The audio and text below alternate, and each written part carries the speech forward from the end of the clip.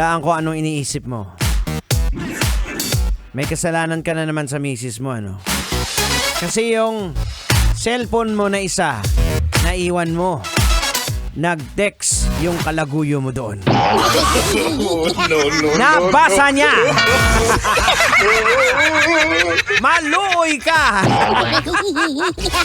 Ayan kasi! Magbago ka na kasi, Boards! Ako nga, nagbago na eh. Paano ka mga kabisyo? Isang napakagandang gabi sa inyong lahat. Ang oras natin, we got 31 minutes. Makalipas sa oras ng 6:00 ng gabi! Grabe, ang bilis ng oras, ano? At 6:00 na, madilim na. Sa mga kabisyo po natin, pauwi pa lang ng bahay. Ingat-ingat po sa pagpauwi. At syempre, ikaw naman manong driver na nasa kalagitnaan pa rin ng pamamasada. Kasi kinakailangan pa rin maghanap buhay.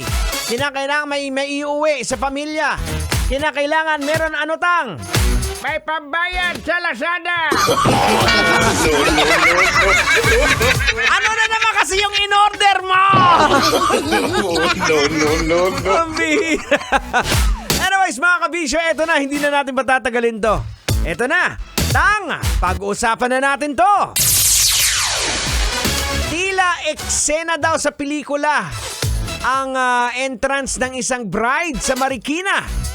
Dahil sa pagbukas pa lang ng pinto ng simbahan, isang lalaki ang tumumba sa kanyang gown at tila pinipigilan ang kasal. Oh no! Pambihira naman. O, eto na. Huwag na natin patagalin to, Tang. Logican na natin to, Tang. Ay, sige. Ano pang hinihintay mo? Panatan mo na! Logican mo na yan! Logican na yan! Logican na yan! Alright, mga kabisyo, logican na yan. Anong leksyon ang ating mapupulot? Anong aral ang ating madudukot? Boards! Kailangan pa bang i-memorize yan? Basic kaagad sa mga netizens. Ang pag nakakita ng mga ganito, may masasabi kaagad na negatibo. Oh no! Diba? Marami kaagad ang magsasabi na, baka ex-boyfriend niya ng bride at hindi niya matanggap yung pagpapakasal. Iyan po ang iniisip ng mga marites. Diba? Kasi sa Sokmed, ang utak po ng mga tao, kung ano lang ang nakikita nila, saka sila magre-react.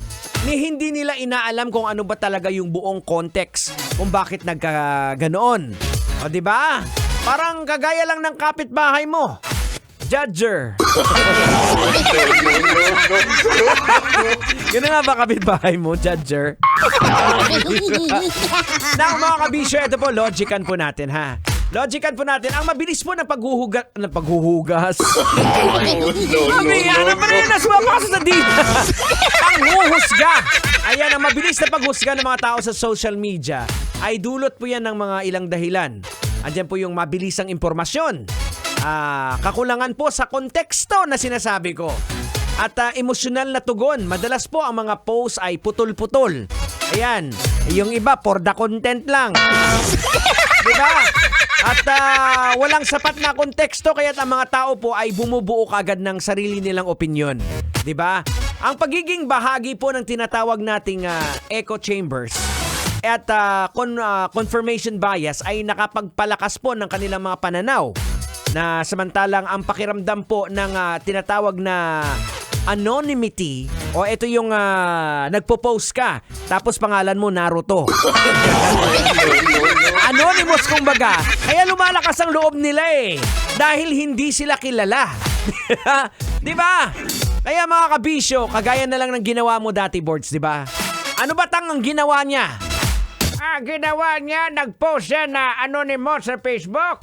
Tapos, tinira niya yung pakialamera niyang biyenan. Kaya malakas yung loob mo. Banatan yung biyenan mo. Kasi, ang profile mo doon, ikaw si Sakuragi. Tapos, ang trabaho mo, working in Krusty Krab. Ang hira naman. Aragoy! Maloy ka! 36 minutes after 6 o'clock. This is Metro's number 1. We are 90.7 Love Radio.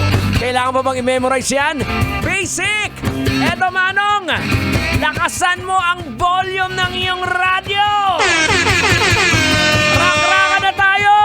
Eto na, Sampaguita. Sabay-sabay sumigaw. Panahon na para magsaya. Kailangan pa bang i-memorize yan? Love Radio. Basic!